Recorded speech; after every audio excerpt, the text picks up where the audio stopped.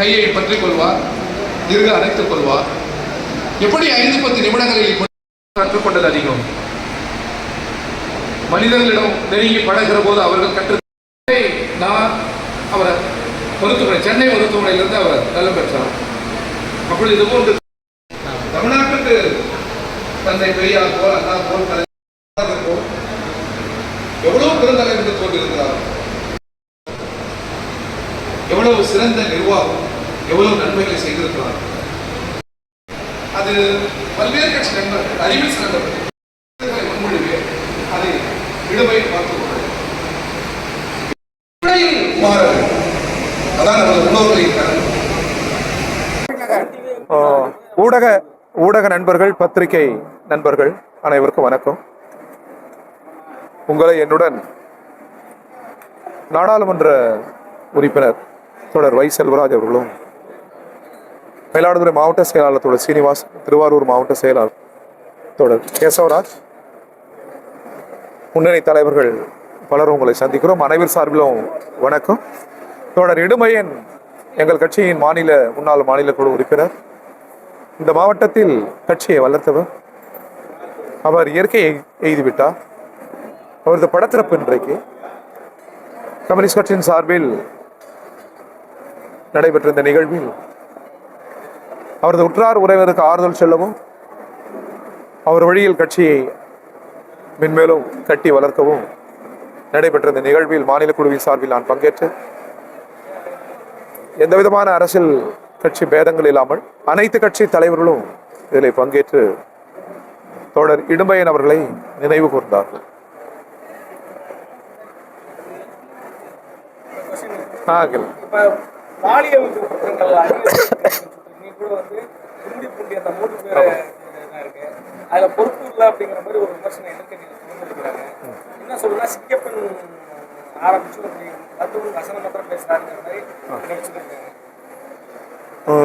சிறு பெண்கள் மீதும் சிறு குழந்தைகள் மீதும் நடத்தப்படுகிற பாலியல் தாக்குதலை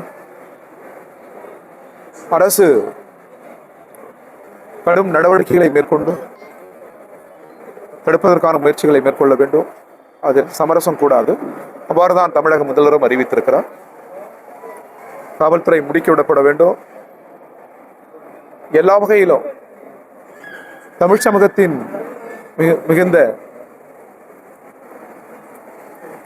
துயரமாக இருக்கிற இந்த நிகழ்வுகளை ஆட்சி அதிகாரமாக எதிர்த்து போரிட வேண்டும். தமிழ் சமூகத்தின் அறிவில் சிறந்த மாணவர், இளைஞர் அனைத்து பேதங்களையும் கடந்து இந்த அநீதிகளுக்கு எதிராக நாம் களமாட வேண்டும். பெண்கள், பெண் குழந்தைகள், சகோதரிகள், நம் குடும்பத்தை சேர்ந்தவர்கள், அவர்கள் மீது நடத்தப்படுகிற தாக்குதலை அறிவு சமூகமும் சூழல் ஏற்பட்டால் களமாடியும் இந்த அநீதிகளுக்கு எதிராக நம்முடைய சகோதரர்களுக்கு ஆதரவாக, பாதுகாப்பாக தமிழ் சமூகமே எழுந்திருக்க வேண்டும். அதற்குரிய விழிப்புணர்வு இயக்கங்கள் துவக்கப்பட வேண்டும். கல்வி பெரும் பங்காற்ற வேண்டும். அரசியல் இயக்கங்களும் அந்த உயரிய விழுமியங்களை உருவாக்க வேண்டும் என்று நாங்கள் கேட்டுக்கொள்கிறோம். சமரசம் ஏதுமில்லாமல் இது போன்ற குற்றங்களில் ஈடுபடுகிறவர்களை சட்டத்தின் முன் நிறுத்தி தண்டிக்க வேண்டும்.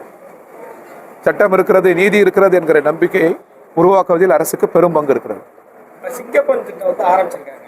ஆனால் அதுக்கு புதுசாக ரெக்ரூட்மெண்ட் போடாமல் இங்கே ஏஆரில் இருந்தவங்களோ இல்லை இதில் இருந்தவங்களோ எல்லண்டோவில் இருந்தவங்களோ இருக்காங்க.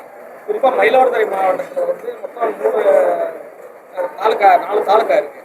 வெறும் 6 பேர் தான் போட்டிருக்காங்க. அதுலேயும் நைட் ஷிஃப்ட் 3 பேர், பகல் ஷிஃப்ட் 3 பேருங்க. இது எந்த அளவுக்கு ஒரு பற்றாக்குறை? அது ஏன் இல்லை, இப்பொழுதுதான் முதல் ஒரு திட்டத்தை உருவாக்கி இருக்கிறார்கள். அது நல்லபடி செயல்பட வேண்டும். அனைவரும் அதற்கு ஒத்துழைக்க வேண்டும். இது அரசு உருவாக்குகிற அந்த சிங்கப்பெண் காவல் மட்டுமல்ல, ஊர்தோறும் ஊர்காவல், ஊர் கூடி தேர்வு இழுக்க வேண்டும் என்பது போல் ஊருக்கு 100 இளைஞர்கள், ஜெயகாந்தனை நாவலில் வருகிற ஊருக்கு 100 இளைஞர்கள் தேவைப்படுகிறார். சமூக அநீதிகளுக்கு எதிராக, குறிப்பாக நமது சகோதரிகள் மீது நடத்தப்படுகிற, குழந்தைகள் மீது நடத்தப்படுகிற அந்த வன்கொடுமைகளுக்கு எதிராக ஊருக்கு 100 பேர் கூடி நின்று குரல் எழுப்ப வேண்டும். பாதுகாப்பாக இருக்க வேண்டும். அந்த விழிப்புணர்வு குறித்து நாம் சிந்திக்க வேண்டும். இதில் பற்றாக்குறைகள் இருக்குமேயானால் மாவட்ட கட்சி அது பற்றி சிந்தித்து ஒரு அறிக்கை தர வேண்டும். கூடுதலாக அதில் காவலர்களை நியமிக்க வேண்டும் என்று, தேர்வு செய்ய வேண்டும் என்று நாங்கள் கேட்டுக்கொள்கிறோம். அடுத்து இப்போ ஹைட்ரோ கார்பன் திட்டத்துக்கு 4 கிணறுகளுக்கு வந்து ஹெச்பிஎஸ்சி அனுமதி கேட்டிருக்காங்க ஒழுங்குமுறை இதில். அதை பற்றி என்ன நினைக்கிறீங்க? இயற்கையை மாசுபடுத்தி விடக்கூடாது. இயற்கையை கார்ப்பரேட் உலகம் சூறையாடுகிறது. இந்த சூழலில் விவசாயிகளின் ஆர்வ விருப்பங்களை அறிந்து விவசாயத்துக்கு முன்னுரிமை தந்து எந்த வகையிலும் விவசாயமும் விவசாய தொழிலாளர்களும் விவசாயிகளும் பாதிக்கப்படாத வகையில் திட்டங்கள் தேவைப்படுகிறது.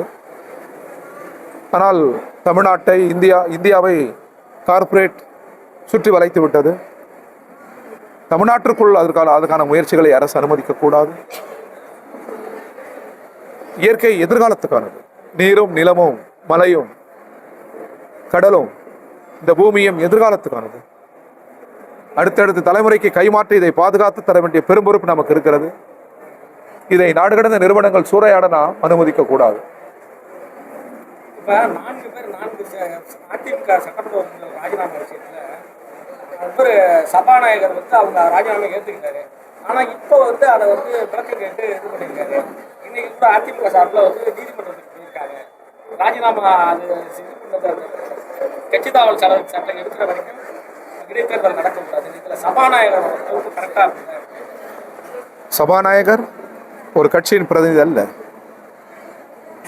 மிக சிறந்த, மிக பழமையான சிறப்பு கூறுகளை கொண்டிருக்கிற சட்டமன்றத்தின் இறையாண்மையின் குறியீடு அவர்.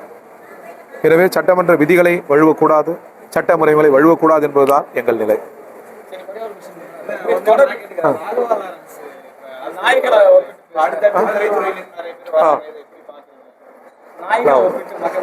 அவ்வாறு பேசக்கூடாது, நிதானமாக பேச வேண்டும்.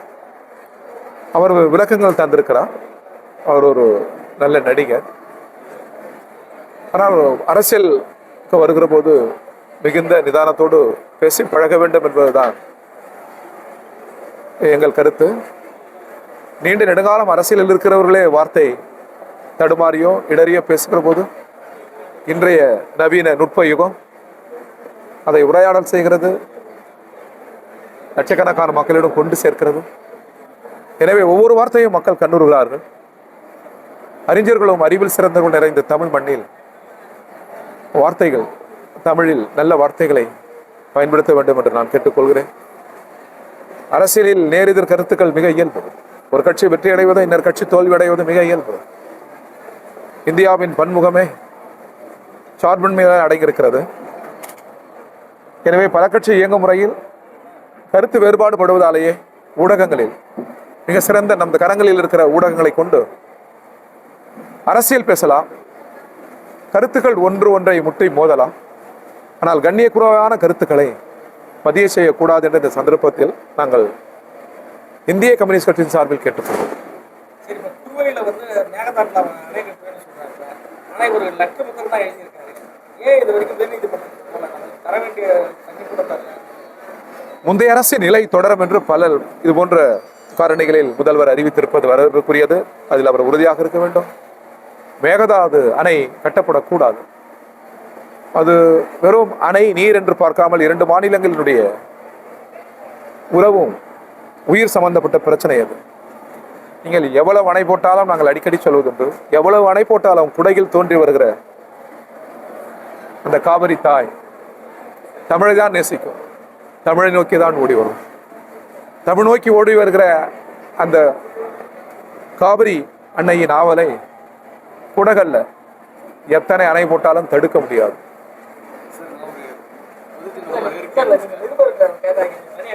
அப்புறம் சொல்லுங்க சார்.